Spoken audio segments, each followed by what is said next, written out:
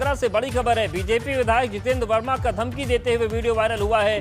Police वाले को धमकी देते हुए विधायक का वीडियो सामने आया है और उन्होंने कहा है कि मेरे इलाके में बाइक चेकिंग की तो लाइन हाजिर करा दूंगा। कोई पुलिस वाला चेकिंग करते दिखा तो 1 घंटे भी नहीं रुकने दूंगा। फतेहाबाद विधानसभा से बीजेपी विधायक हैं जितेंद्र वर्मा। आगरा में भाजपा विधायक जितेंद्र वर्मा ने पुलिसकर्मियों को धमकी दी है और भाजपा विधायक जितेंद्र वर्मा ने कहा कि अगर पुलिस वालों ने उनके क्षेत्र में किसी भी चौराहे पर स्थानीय निवासी की बाइक चेकिंग की या उनसे बदतमीजी की तो लाइन हाजिर करा दूंगा। भाजपा विधायक ने किसी सनी तोमर नाम के पुलिसकर्मी का नाम लेकर उदाहरण भी दिया। उन्होंने कहा कि सिपाही, दरोगा या एसओ किसी भी चौराहे पर चेकिंग करता है तो 1 घंटे नहीं रुकने दूंगा। विधायक जितेंद्र वर्मा का वीडियो सोशल मीडिया पर वायरल हो रहा है। आपको बता दें कि जितेंद्र वर्मा फतेहाबाद विधानसभा से विधायक है। सनी तोमर ने आज बदतमीजी की। सनी तोमर का ये लाइन का आदेश आ गया है, लाइन को रवाना हो गया होगा, वो मेरे पास भी आ गया, थाने में पहुंच गया है।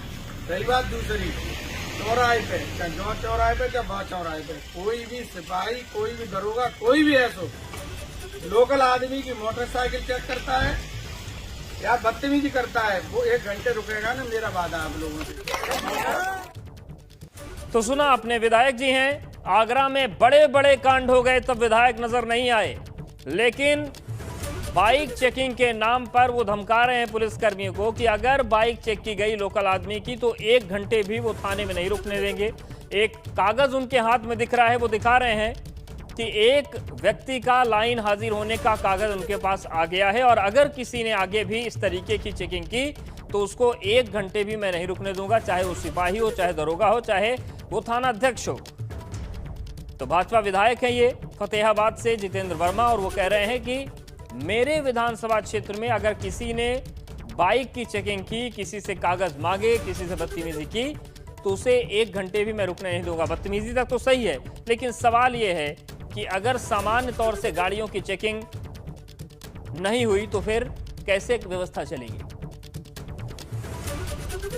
और आगरा से नितिन हमारे साथ जुड़ गए। नितिन, जो फतेहाबाद के विधायक हैं, आखिर चेकिंग से इतनी नाराजगी क्यों है इनको कि वो यहां तक बोल रहे हैं कि अगर किसी ने चेकिंग की तो 1 घंटे भी रहने नहीं दूंगा उसको। देखिए, कल एक घटनाक्रम हुआ है जिसमें एक सन्नी तोमर जो निबोरा थाना क्षेत्र में सब इंस्पेक्टर हैं और चेकिंग के नाम पर उन पर अभद्रता का आरोप लगाया और उस अभद्रता में मदन मोहन नाम के एक व्यक्ति के साथ काफ़ी मारपीट की गई है। और इसको लेकर जब तमाम ग्रामीणों ने जब विधायक फतेहाबाद जितेंद्र वर्मा को कॉल किया है और कहा है कि लगातार यहाँ का जो एक दरोगा है वो लोगों से अभद्रता से पेश आ रहा है, बदतमीजी कर रहा है, तो विधायक जितेंद्र वर्मा वहाँ मौके पर पहुँचते हैं और वहीं से वो एसएसपी आगरा मुनिराज जी को फ़ोन करते हैं और उसके बाद जो तत्काल प्रभाव से सनी तोमर को लाइन में भेज दिया जाता है। इस मामले में फिर वो जब वो लोगों को संबोधित करते हैं उसमें कहते हैं कि कोई भी व्यक्ति चेकिंग करता पाया गया या कोई बदतमीजी करेगा तो वो उसको उन्हें तुरंत यहाँ से वो लाइन भेज दिया जाएगा, तुरंत लाइन हाजिर कर दिया जाएगा। ये बात सही है कि पुलिसकर्मी अगर चेकिंग के नाम पर किसी भी आम व्यक्ति से अभद्रता ना करे, अगर कोई भी रूल तोड़ा है तो है उसका चालान काटे, उसको कानून लीगल फ्रेम किया जाए, ये बिल्कुल ठीक है।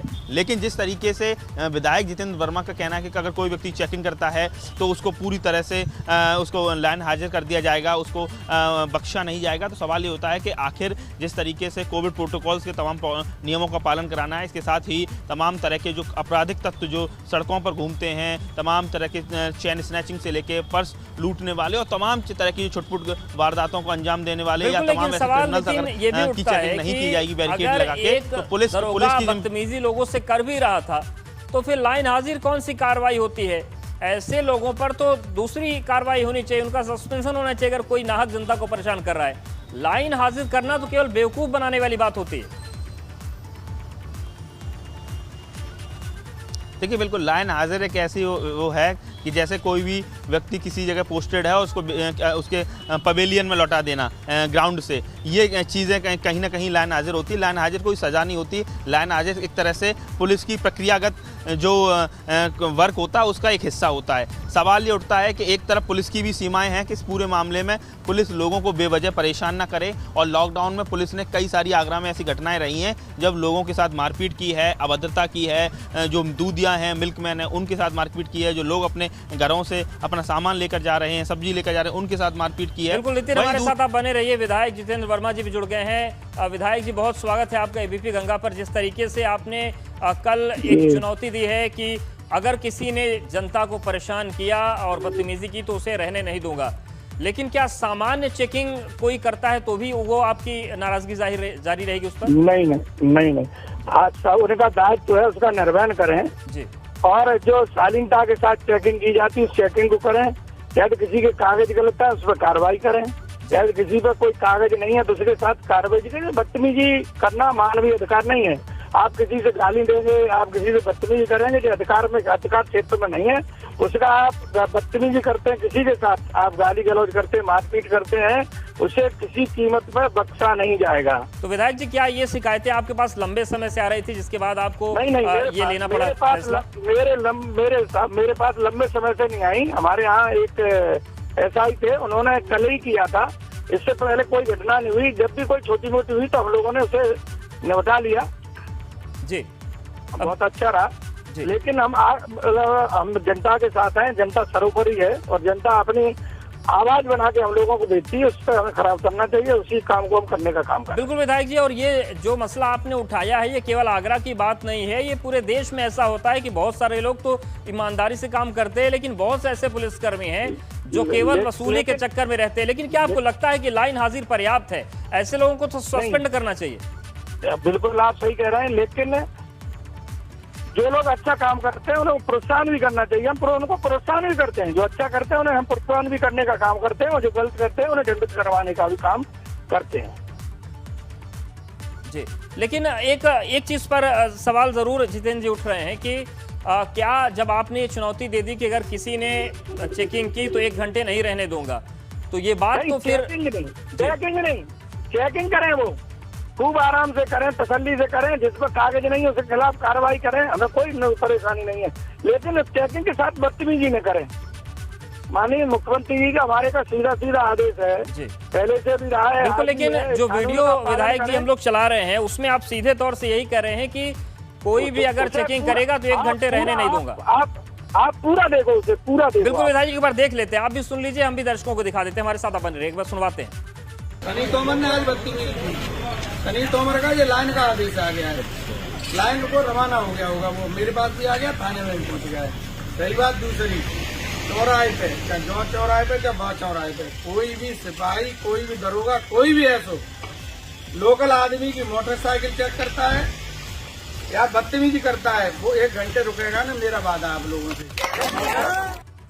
बिल्कुल विधायक जी, आपने कहा कि लोकल आदमी की चेकिंग नहीं होनी चाहिए। भैया जी, भैया इससे आगे भी है, पूरा देखें उसे। अच्छा, ये तो आपने हदपर से काट दिया है, पूरा देखें उसे। ठीक है, कि आपका कहना ये है कि चेकिंग कर सकते हैं, बस बदतमीजी नहीं होनी चाहिए।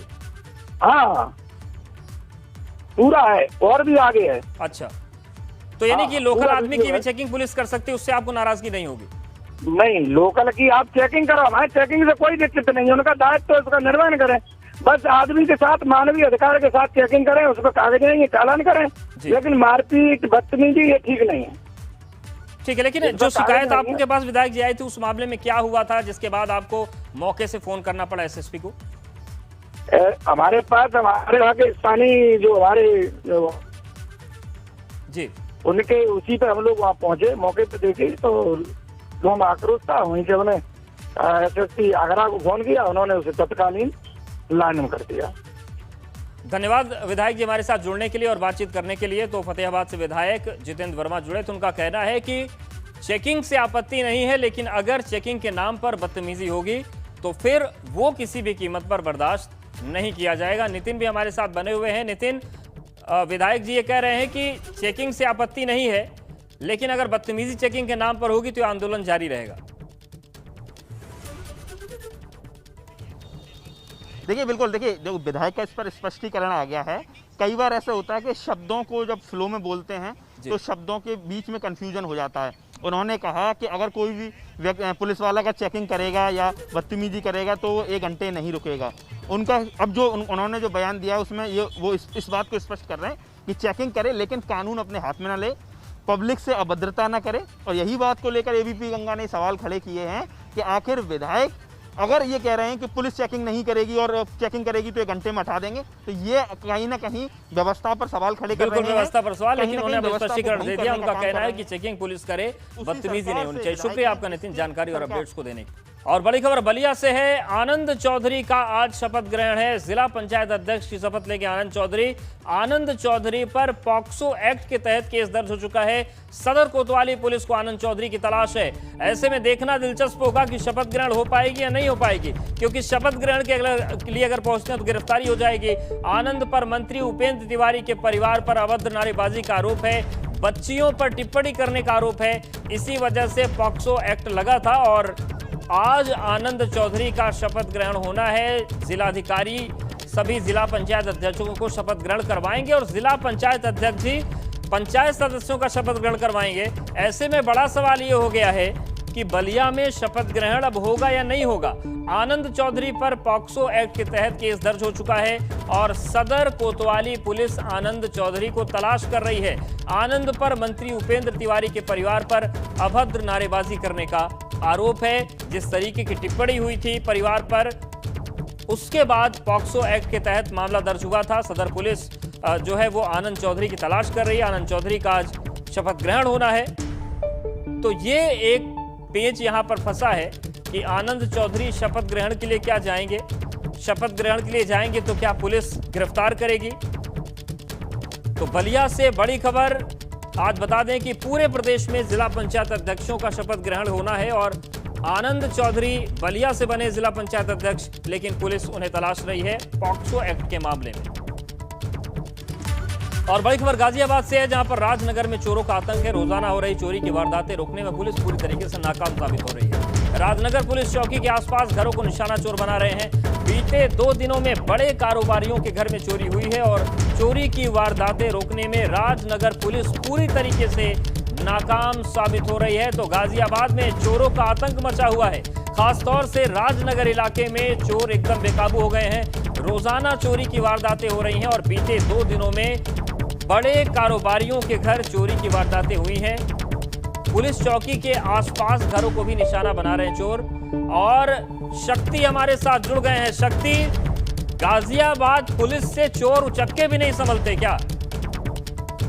देखिए, अगर चोर उचक्कों की बात की जाए तो गाजियाबाद पुलिस इस समय बिल्कुल भी चोरों पर अंकुश लगाने में इस समय सफल नहीं है। चोर आते हैं किसी भी वक्त, किसी भी बड़ी घटना को अंजाम कर चले जाते हैं।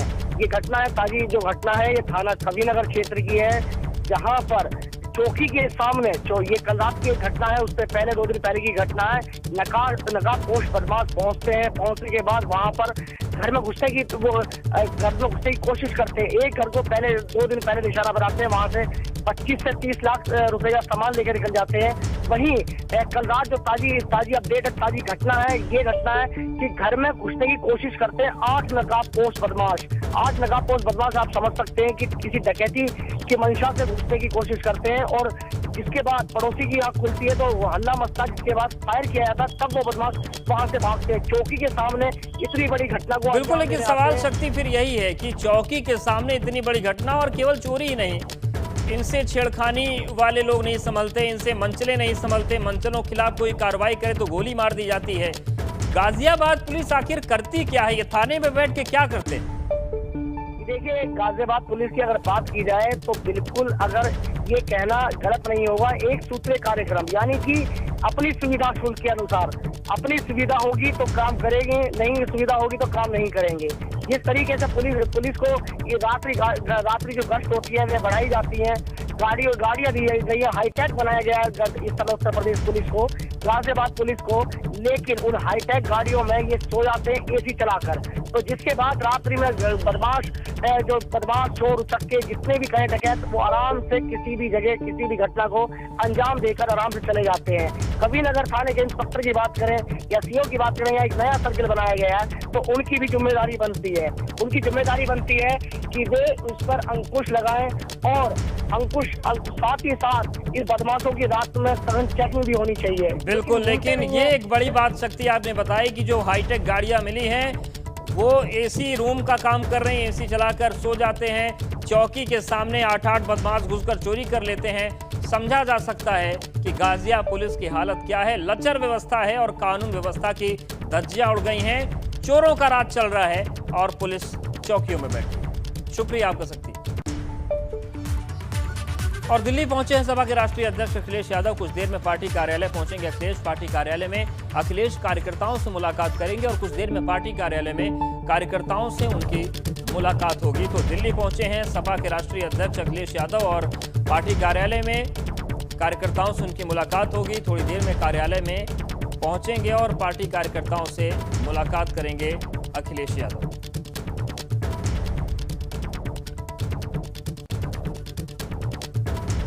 दिल्ली पहुंचे हैं समाजवादी पार्टी के राष्ट्रीय अध्यक्ष अखिलेश यादव और जो दिल्ली में कार्यालय है समाजवादी पार्टी का, वहां पहुंचकर कार्यकर्ताओं से मुलाकात करेंगे। थोड़ी देर में पहुंचने वाले हैं। बड़ी संख्या में कार्यकर्ता वहां पहले ही पहुंच गए हैं इंतजार में राष्ट्रीय अध्यक्ष के। और तमाम जो सियासी रणनीतियां हैं उस पर भी चर्चा होगी, बातचीत होगी और कार्यकर्ताओं से मुलाकात भी करेंगे सपा अध्यक्ष अखिलेश यादव। तो दिल्ली दौरे पर हैं और थोड़ी देर में पार्टी कार्यालय पहुंचने वाले हैं।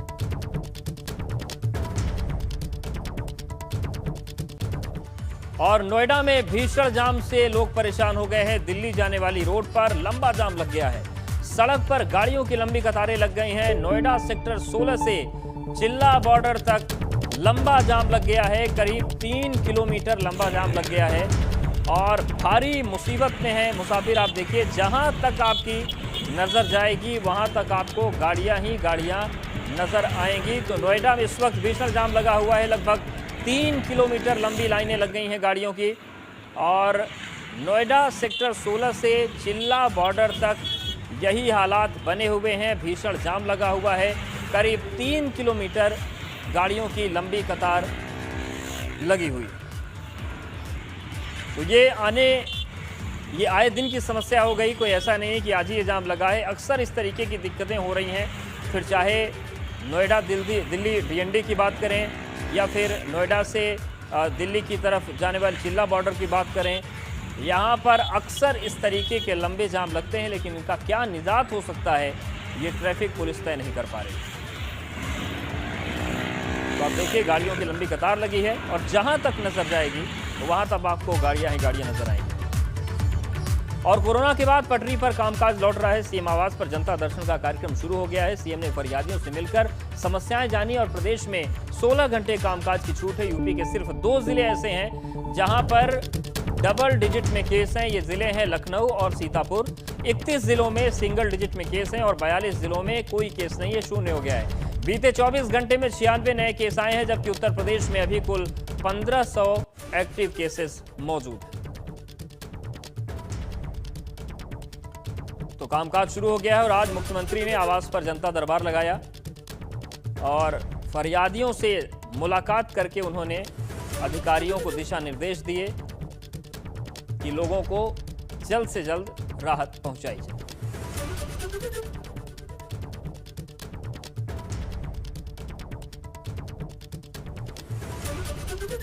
तो सीएम योगी ने फरियादियों की समस्याएं सुनी। जनता दरबार उनका शुरू हो गया है और उन्होंने ट्वीट भी किया कि आमजन की समस्याओं से सीधे जुड़ने व उनके त्वरित निस्तारण के लिए लखनऊ स्थित सरकारी आवास पर जनता दर्शन कार्यक्रम पुनः प्रारंभ हुआ।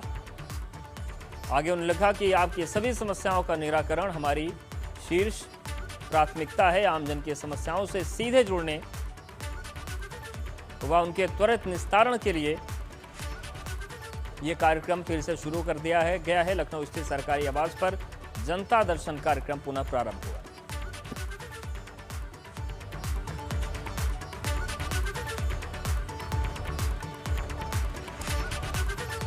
तो उन्होंने लिखा कि आमजन की समस्याओं से सीधे जुड़ने व उनके त्वरित निस्तारण के लिए जनता दर्शन कार्यक्रम फिर से आरंभ किया गया है। और इस वक्त बड़ी खबर दिल्ली से है। बड़ी सियासी खबर है। अखिलेश यादव से मिले ओपी राजभर की पार्टी के विधायक।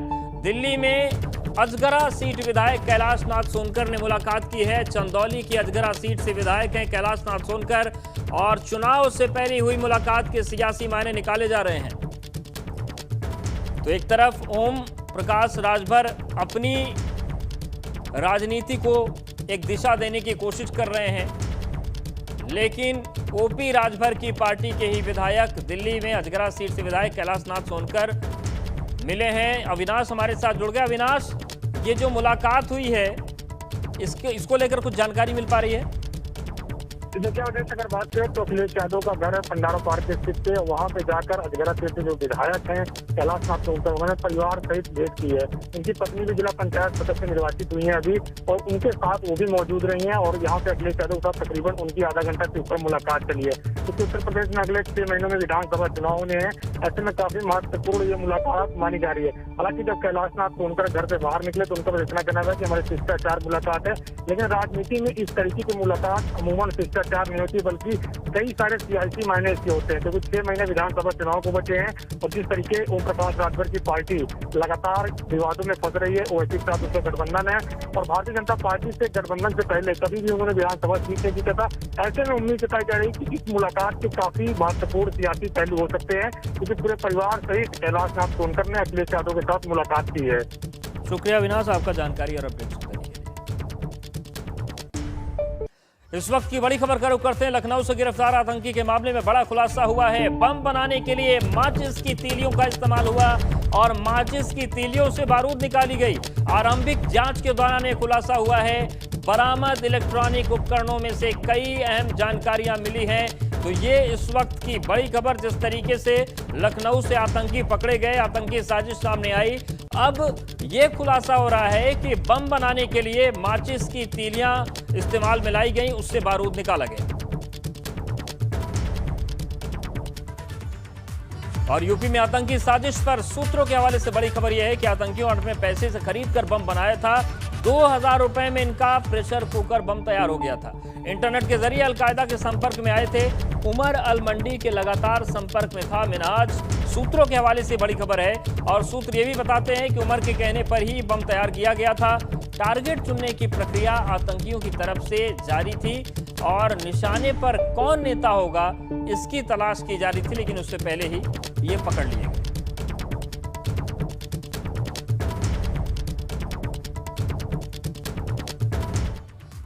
और उत्तर प्रदेश में आकाशीय बिजली का कहर टूटा है। आकाशीय बिजली से अब तक 30 लोगों की मौत हुई है। मृतक के परिजनों को केंद्र की तरफ से मुआवजा मिलेगा। मृतक के परिजनों को 2 लाख मुआवजा दिया जाएगा।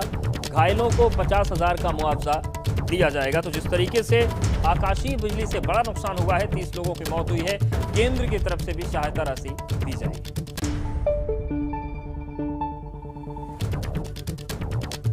यूपी में आकाशीय बिजली का कहर गिरा है और 30 लोगों की मौत हुई। प्रधानमंत्री ने ट्वीट करके जो दुख भी जताया है, और केंद्र की तरफ से सहायता राशि भी दी जाएगी। मृतक के परिजनों को केंद्र की तरफ से मुआवजा दिया जाएगा। और देश में बिजली गिरने पर मौत जो हुई है उस पर मुआवजे का ऐलान किया गया है। पीएम राहत कोष से 2 लाख की मुआवजे का ऐलान किया गया है।